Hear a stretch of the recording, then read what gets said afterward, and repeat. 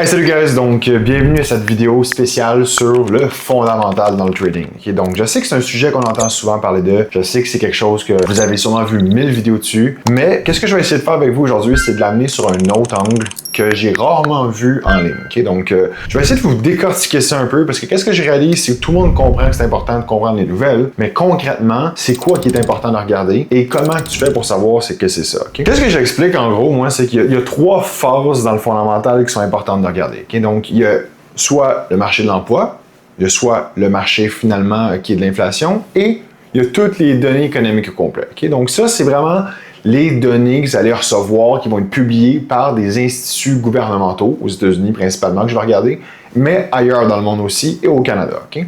Donc, ça, c'est vraiment les trois gros buckets fondamentaux qu'on pourrait dire qu'on entend souvent parler dans le trading généralement.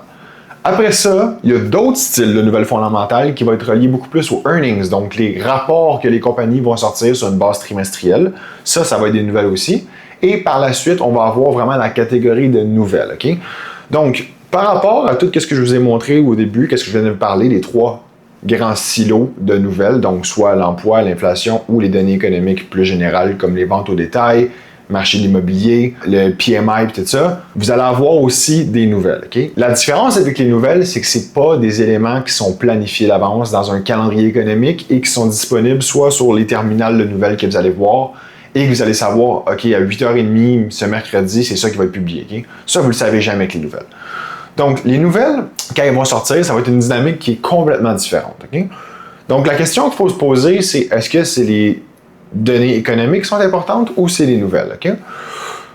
Il y a plusieurs trucs que moi j'utilise pour savoir quoi regarder. Si on commence par les données économiques, vous allez réaliser que ça va souvent être un des trois piliers qui va être le plus important. Okay? Donc, si on regarde au moment actuel, qui est le mois d'août 2025, je dirais que dans les trois piliers que je vous ai donnés, on est dans le pilier qui est données complètes. Okay? Fait qu'on cherche vraiment à savoir qu'est-ce qui se passe avec l'économie complète si on parle des États-Unis. Fait que pour le reste de la vidéo, ce que je vais faire, c'est que je vais vraiment me concentrer sur les États-Unis parce que selon moi, c'est le plus gros pays, c'est le marché au niveau financier qui est le plus efficient, le plus liquide, qui est le plus important à regarder. Donc, c'est vraiment ça que moi, je regarde sur une base quotidienne. Okay? Donc, pourquoi je dis qu'au mois d'août 2025, c'est vraiment tout ce qui est les chiffres complexes sont importants. Okay?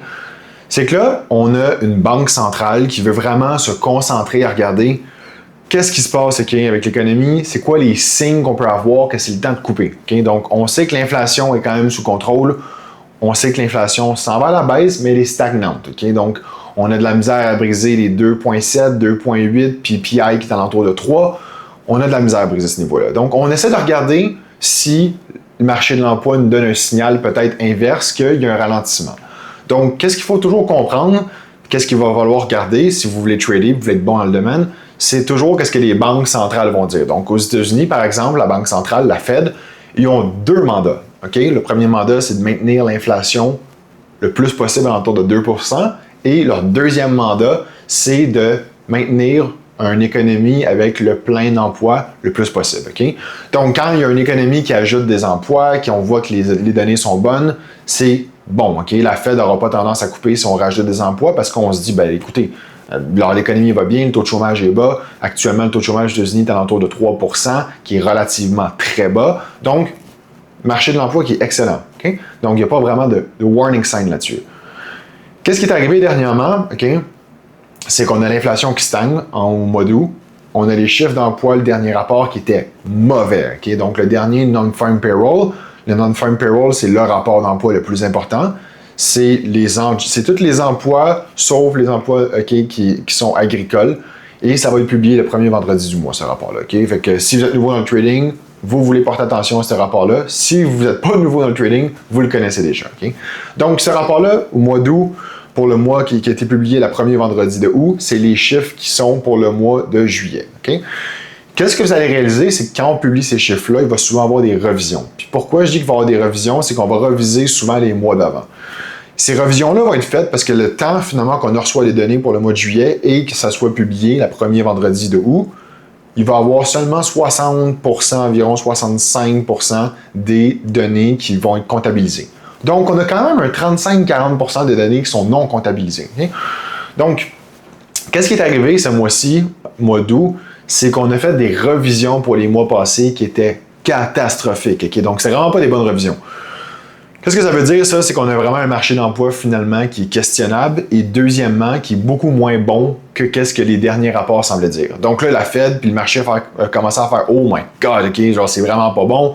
Genre, il faut qu'on coupe les zones d'intérêt live là. Fait qu'il faut qu'on coupe le taux directeur. » Puis, le meilleur site qui existe pour savoir si vraiment le marché est en train de pricer, qu'il y a une coupure de taux qui s'en vient, c'est le site du CME. Okay? Fait que le CME, c'est le site qui existe que vous pouvez aller voir les prédictions de coupure de taux d'intérêt par le marché boursier et les investisseurs qui sont là-dedans. Okay?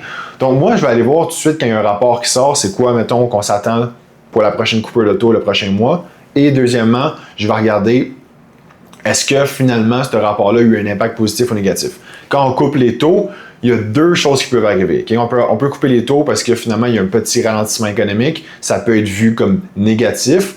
Ou ça peut être vu comme « Ah non, l'économie est encore bonne, mais on n'a pas besoin d'avoir un taux d'intérêt qui est aussi élevé. » Dans le cas actuel, je dirais que l'économie est encore bonne parce que les chiffres qui sont sortis au niveau des entreprises dans le dernier trimestre étaient relativement excellents. Si on regarde sur toutes les attentes qui étaient faites par les analystes et qu'est-ce qui a été publié, ça a été généralement des chiffres supérieurs. Okay?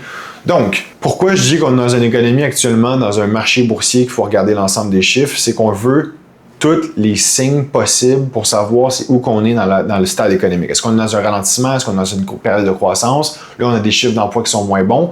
Donc, on veut confirmer, est-ce que vraiment il va y avoir une coupure en septembre prochain? Oui ou non?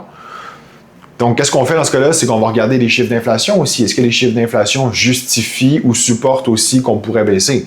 Donc, le marché, qu'est-ce qu'il va faire dans ce cas-là? C'est que si les chiffres arrivent comme les attentes ou un petit peu plus haut ou plus bas, le marché va faire good, parfait, l'inflation semble être sous contrôle, elle n'a pas trop bougé depuis le dernier mois, mais les marchés de l'emploi, lui, il a drastiquement baissé. Donc, on peut vraiment en profiter pour finalement potentiellement couper la prochaine rencontre. Donc, cette semaine, si je regarde pendant que je fais cette vidéo-là, il y avait deux rapports, le CPI et le PPI qui sont sortis. Et qu'est-ce qui est vraiment important, c'est quelle nouvelle en réalité va vraiment avoir un impact. Est-ce que c'est plus le CPI ou le PPI? Donc, le CPI, c'est l'inflation au niveau des consommateurs. Le PPI, c'est l'inflation au niveau des producteurs. Okay? Généralement, l'inflation qui est la plus importante, qui est vraiment le plus supervisée par le marché, c'est le CPI. Par contre, si vous voulez vraiment être certain que c'est le cas, regardez la variation de projection de coupure de taux pour la prochaine rencontre de la Fed sur le site que je viens de vous parler. Okay? Fait que vous allez sur le site de CME, vous allez regarder Fed Tool Watch, ça s'appelle comme ça, et vous allez regarder la prochaine rencontre qu'il y a de la Fed, c'est quoi les coupures de taux. Cette semaine, avant le CPI, on s'attendait à pas loin de 60% de taux de coupure. Okay? Donc, il y a 60% de chances qu'on va couper le tau à la prochaine rencontre de la Fed. Après le rapport du CPI, on est à 95%. Donc, une augmentation de 35%. Okay? Là, le PPI cette semaine était vraiment pas bon, qui est beaucoup plus élevé que prévu. Mais dans la communauté, qu'est-ce que j'expliquais au monde, c'est guys, ça c'est du bruit, là. Que le marché, là, il va juste être racheté, puis c'est ça qui est arrivé aujourd'hui. Okay? Puis ça, c'est l'expérience qui parle parce que le monde ne comprenait pas pourquoi. Je dis, regardez la variation qui est arrivée pour les prochaines coupures de taux en septembre après le rapport de PPI. Il a passé de 95 à 92. Donc, on a eu 3% moins de chances que la coupure de taux soit priced in comparativement à une explosion de 35%. Donc, le 3% de variation qu'on a comparativement au 35% qu'on s'entend dessus que c'est marginal, le 3% c'est très petit comme chiffre. Okay? Donc, c'est pour ça que je dis, pour moi, ce chiffre-là ici, c'est vraiment pas important. Là, il y a d'autres rapports qui vont sortir. Selon moi, les prochains rapports, OK, on est dans une économie qu'on regarde tout, le marché boursier, on regarde tous les rapports, mais je pense pas que c'est vraiment quelque chose qui va être important. Je pense que ça va seulement être du bruit. Okay? Donc, ça, c'est la meilleure façon pour savoir si on a une nouvelle qui est importante ou non. Si on retourne dans les 2-3 dernières années, depuis la COVID, après la COVID, c'est quoi qui est arrivé? Okay? On a eu une explosion de l'inflation à cause qu'on a imprimé de l'argent. Donc, les banques centrales, qu'est-ce qu'ils disaient? C'est qu'on augmente les taux, on augmente les taux, on augmente les taux. Si vous lisez les discours, si vous lisez les lignes des journaux, vous allez voir, le focus, c'était l'inflation, c'était pas l'emploi, c'était l'inflation. Okay? Après, qu'est-ce qui est arrivé? C'est que l'inflation a commencé à stagner et elle a commencé à rebaisser. Fait qu'est-ce qui est arrivé maintenant? C'est que le focus a passé de l'inflation à l'emploi. à cause qu'on voulait vraiment savoir est-ce que l'emploi va commencer à être correct avec finalement tous ces revirements-là qu'on a eu de situation après la COVID. Okay? Donc, on a passé d'un silo d'inflation à maintenant un silo d'après ça d'emploi, à maintenant un silo qu'on regarde vraiment tout le bassin complet. Okay? Donc ça, au niveau du calendrier économique, c'est ça que je vais regarder. Au niveau des nouvelles, OK? Il faut toujours comprendre, est-ce qu'une nouvelle va avoir un impact, oui ou non? Okay? Fait que les nouvelles, ça va toujours changer. Puis, qu'est-ce que je veux dire par là? C'est qu'il va toujours avoir de nouveaux problèmes qui vont arriver. Ça va être soit des problèmes géopolitiques, ça va être des problèmes, sinon, OK, de guerre locale, ça va être des problèmes politiques, ça va être des problèmes de tarifs comme on a eu dans les derniers mois. Puis la question qu'on me demande souvent, c'est Marc, comment tu fais pour savoir si c'est encore important ça? Okay? La question qu'il faut regarder, là, c'est la question qu'il faut se poser, c'est qu'il faut regarder le marché complet. Donc, au début de l'année, quand Trump est rentré, je dirais en février-mars, c'était là qu'on a commencé à avoir des discussions de tarifs. Okay? Le monde, au début, ne savait pas vraiment qu'est-ce qui allait vraiment se passer là-dessus. Donc, beaucoup d'incertitudes, le VIX a explosé à cause que le monde paniquait. Okay? Là, maintenant qu'on parle de tarifs, le marché s'en fout pas mal. Okay? Puis la façon que je le sais, ça, c'est que je regarde le VIX. Si le VIX explose, ça veut me dire qu'on commence à paniquer. Mais quand on a un VIX qui est à 15-14, comme c'est actuellement le cas, c'est en train de m'expliquer que le marché considère ça comme étant seulement du bruit et que réalistiquement, le marché va continuer dans la direction qui est déjà priced in et que ça, c'est vraiment la décision de taux d'intérêt qui est reliée vraiment plus aux données économiques. Donc actuellement, les données économiques, au moment qu'on se parle, en août, mi-août, c'est le focus. Les nouvelles actuellement sont beaucoup moins importantes qu'elles l'étaient dernièrement. Donc, j'espère que cette capsule-là ici a vous aider à mieux comprendre comment que je fais pour analyser certaines nouvelles. Je sais que c'est rapide, mais je pense que c'est beaucoup d'informations pour déjà. Okay? Qu'est-ce que j'aimerais vraiment que vous fassiez? C'est demandez-moi des questions, OK? Puis qu'est-ce que je vais faire par la suite? C'est que je vais faire une autre vidéo là-dessus, puis je vais rentrer encore plus en détail sur le fonctionnement et mon processus logique de comment je fais pour analyser le fondamental dans le trading, OK?